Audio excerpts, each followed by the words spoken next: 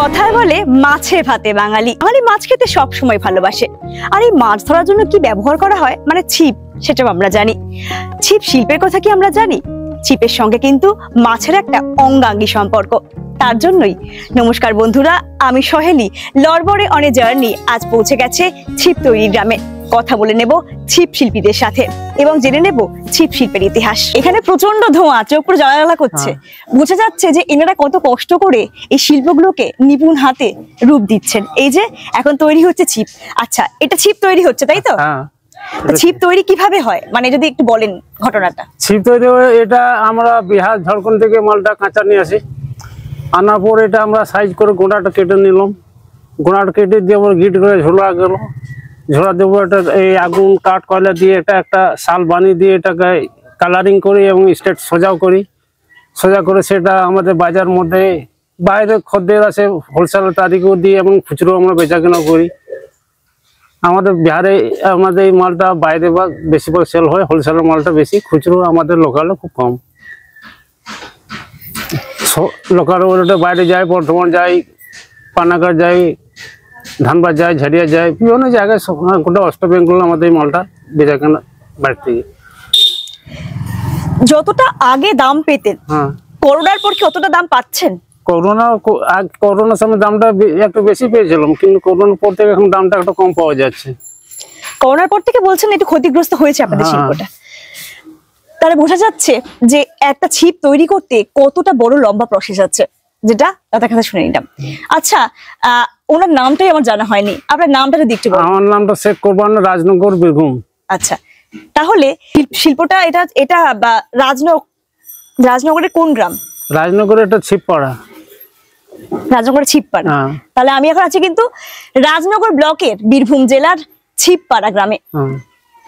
এটা ছিপপাড়া নামে পরিচিত, মানে এখানে সবাই কিন্তু সবার রোজগার কিন্তু এই ছিপ শিল্পকে কেন্দ্র করে। আমাদের দাদুরা, বাবারা, জেঠারা পূর্বপুরুষ থেকে এটা আমাদের তৈরি হয়ে গেছে, কিন্তু আমাদেরকে বাবা জেঠুরা এই ক্ষয় দিয়ে আমাদেরকে লালন পালন মানুষ করছে এবং আমরা সেই এটার মধ্যে লিপ্ত আছি।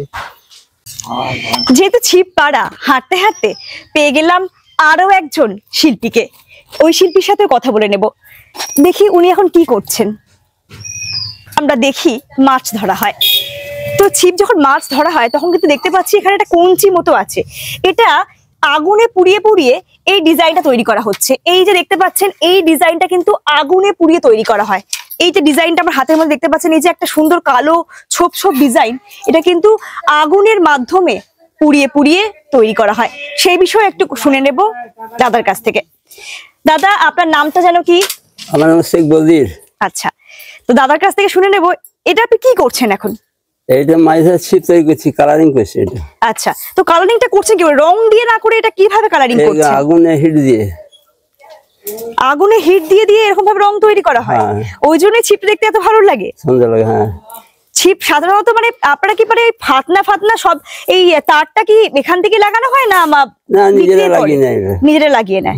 তাহলে এখানে কিন্তু কেবলমাত্র ছিপের এই যে স্ট্রাকচারটা তৈরি করা হয়, তারপরে যে ছিপ যিনি মাছ ধরেন তিনি কিন্তু তারপর ফিট করে নেন। মানে মাছ ধরার যে দড়িটা হয়, তার মধ্যে ফাতনা লাগানো, সবটা কিন্তু এখানে হয় না। ওটা কিন্তু যে ব্যক্তি মাছ ধরেন সেই ব্যক্তি কিন্তু তৈরি করে নেন।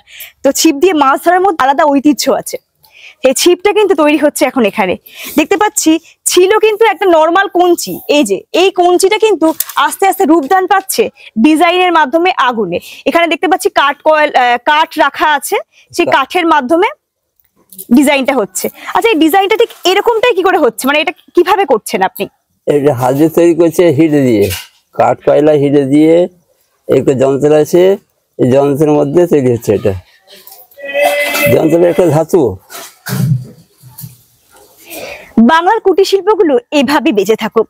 দেখুন কিভাবে ওনার হাতে স্পর্শে এই একটা সামান্য কঞ্চি হয়ে উঠছে ডিজাইনেবল ছিপ। এটাই বোধহয় বলা হয় বাংলার কুটির শিল্পের ঐতিহ্য, যা কিন্তু মানতেই হচ্ছে। রাজনগরের ছিপপাড়ার মধ্যে সেই ঐতিহ্যটা বজায় রেখেছেন এই সমস্ত মানুষগুলো তাদের হাতের কারুকলা দিয়ে। বশির, বদির, কুরবান্দা এদের হাতে কিন্তু রূপ পাচ্ছে ছিপ, আর সেই ছিপ দিয়েই আমরা আনন্দ উপভোগ করি মাছ ধরার, কোনো একটা ছিপ দিয়ে মাছ ধরাও আপনাদের দেখাবো, কিন্তু এখন একটু এই ছিপের সম্পর্কে শুনে নি। আচ্ছা, এই যখন আপনারা ঝাড়খণ্ড বিহার থেকে কঞ্চিটা কিনছে, তখন কি গাঁট গুলো দেওয়া থাকে? না, গাঁটগুলো আমাদের ছুটতে হয়, গাঁট সহ থাকে, আমাদেরকে ছুটতে হয়। দেখুক পাড়া বড়শিতে কেমন মাছ ধরেছি বড়শিতে, কিন্তু মাছটা ধরবো কোথায়? বড়শি তো নেই, শুধু ছিপই কিন্তু আছে। এইরকম ভিডিও পেতে আমার চ্যানেল লড়বড়ে অরে জার্নিটা অবশ্যই সাবস্ক্রাইব করে দেবেন, লাইক কমেন্ট করে সঙ্গে থাকবেন সহেলী মিত্রর। আবারও দেখতে পেলাম একজন শিল্পীকে তার শিল্পকলা দেখানোর প্রচেষ্টা চলছে। এখন কি করছেন দাদা এটা? এইগুলো আমরা ছিপ তৈরি করব, ছিপ। আচ্ছা, ছিপ তৈরি করার জন্য তাহলে গাঁট কাটছেন আপনি এটা, তাই তো? এগুলো ঝোড়ার পর আবার এগুলো রং হবে, এগুলো সোজা হবে, রং হবে, এইভাবেই শিল্পকলা বেঁচে থাকুক। জেনে নেব এই শিল্পীর নাম।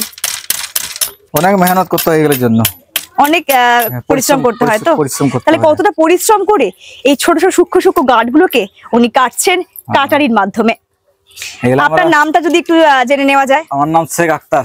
তাহলে শেখ আক্তার দা কিন্তু ওনার হাতের শিল্পকলা দিয়ে তৈরি করে তুলছেন একটা সামান্য কঞ্চিকে গাঁট কেটে কেটে ছিপ যাতে তৈরি করা যায়, এই ছিপ তৈরির পূর্ববর্তী যে কাজটা উনি কিন্তু ছেড়ে নিচ্ছেন ওনার হাতের জাদুর মাধ্যমে।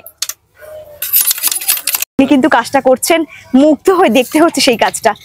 প্রচন্ড রোদ, এই রোদে বসে বসে উনি ঘেমে চান করে যাচ্ছেন, তাও কিন্তু চেষ্টা করে যাচ্ছেন ওনার শিল্পকলাকে আরো আরো প্রকাশ করার। অসম্পূর্ণ ছিপের সামনে বদির দা, কুরবান দা, বশির দা এই ছিপগুলোকে কিন্তু মানে অপূর্ণ ছিপগুলোকে কিন্তু সুন্দরভাবে ডিজাইন তুলে আগুনের মাধ্যমে রূপ দেন আসল ছিপের, যে ছিপ দিয়ে আমরা মাছ ধরি। চারিদিকে মোরগ মুরগি এত ডাকছে, তার মধ্যে দিয়ে আমি এসে গিয়েছি ছিপ পাড়াতে। এটা যেন আলাদাই অনুভূতি। গ্রামের শিল্পগুলোকে তুলে ধরছি আমার চ্যানেল লড়বড়ে জার্নির মাধ্যমে। এইভাবে যতটা ভালো লাগছে আমাদের, আশা করি ততটাই কিন্তু আপনাদের ভালো লাগবে। এইভাবে সঙ্গে থাকুন গ্রামীণ শিল্পীদের এবং গ্রামীণ শিল্পকলার, তবেই কিন্তু গ্রাম বাংলার শিল্পগুলো রূপ পাবে আপনাদের হাত ধরে, আমাদের হাত ধরে। চলুন আমরা শপথ করি যে গ্রাম বাংলা শিল্পকে আমরা বজায় রাখবো, তুলে ধরবো সকল বিশ্বের সামনে।